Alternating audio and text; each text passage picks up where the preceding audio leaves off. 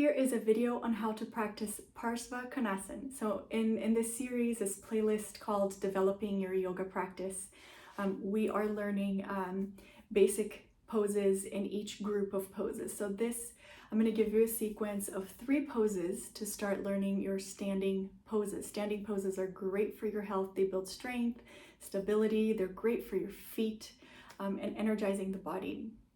At the beginning, they're a little tough. They require a little bit more strength, but slowly you build up that strength, and then they're really wonderful to have in your yoga toolbox.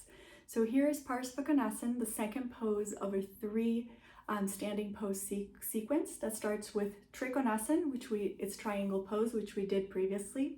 Then we have this Parsava Konasana we're going to do right now, and then you would do Ardha Chandrasana, or half moon pose. And I will link a video on that one as well. Okay, here we go. So, unlike Trikonasana here, we don't have a prescribed amount of space that you have to have in between the legs. It's just all about geometry. So I put a chair there against the wall, and that's going to help guide where my knee goes. Something to say about this pose, we're always gonna start with the right leg forward. And that is because we have a descending colon on the left side, and we want to extend that leg back to improve digestion. So a huge positive side effect of a yoga practice is improved health. And it starts with better digestion, better assimilation of nutrients, etc. So we want to make sure that when we're doing these poses that your left leg is back first. And then when you do your second side, then you would switch like this. So we start here in a stance about this much, right?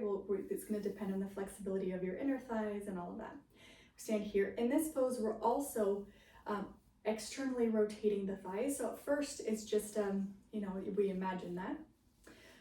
And then a tucking of the pelvis, meaning you're not arching the back. If you have that tendency, then really work on learning how to tuck.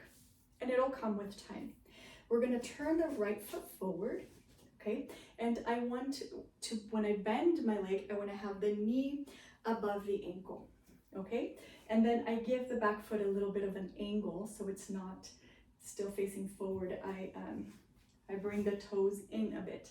So left toes in, right foot forward, and I'm going to bend here until this bone is parallel with the ground, and I can touch the knee to the chair so that the knee won't come in front of my ankle there. So I don't put my knee in danger. So knee stacked with the ankle.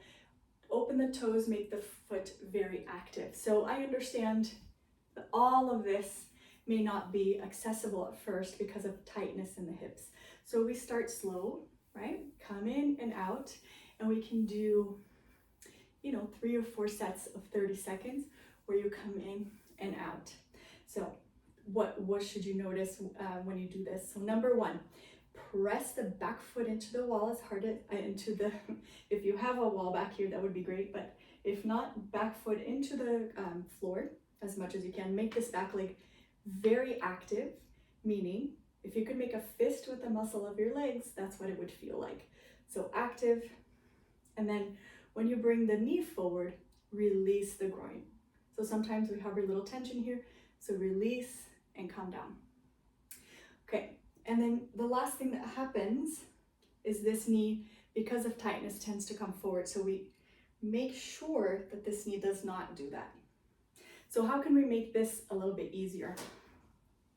Bring both feet to face forward to come out, and you can jump or walk the center.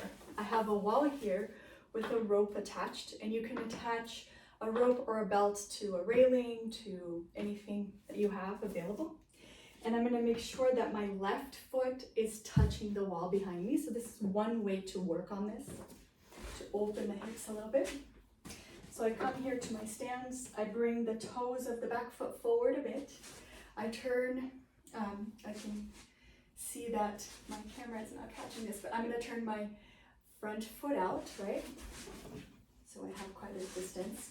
Turn the right foot out, and I'm going to hold on to this rope behind me so that I can help myself come back up. So keeping the back leg very active and pressed into the wall and the floor, I'm going to bring my right knee forward, and you can see how it wants to go inward. So we prevent that and we come up. So here you can come down as far as your flexibility will allow you, but you have a way of using this rope behind you with your hand. You pull yourself back up. So you can do reps of these in the beginning. So here we tuck the pelvis, right? I don't want to arch my back to do this. So if I'm arching my back, work on that. If you're losing the back leg and it's becoming inactive, you work on that for a few reps. If your knee is coming forward, you work on that for a few reps, right? So eventually all of them start working together. So without losing contact and the strength of the back leg, soften the groin, come down, tuck. Outer rotation of this leg. And then keep that knee from coming to the center. And then you can pull yourself up. So you get a little bit of strength in the arms and you start releasing the groin. The back leg is very straight, by the way. Not even a micro bend on that knee. So I do this for a while.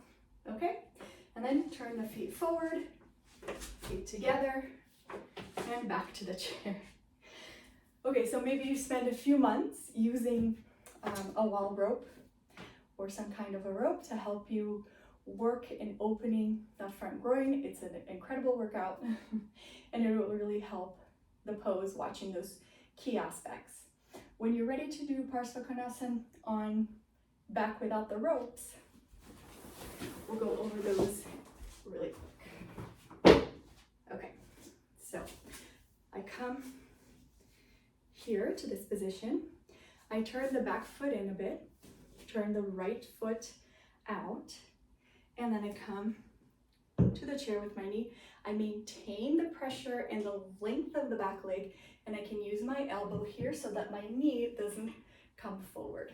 So in this pose, when I have my support, I can get a few blocks here. I have it in the front of the leg because I want to use my elbow there to prevent that knee from coming forward. Okay, and then same thing here. I make sure that I'm not bulging here. If I am, then I come up a little bit more and I work here. And I can do 10 seconds, 30 seconds, and then work myself up, right? Until I can completely lay down on the thigh, right? And I can bring my hand, either push the wall away, make sure that I'm really activating the back leg, pushing it against the wall, releasing my groin, and then laying on that thigh.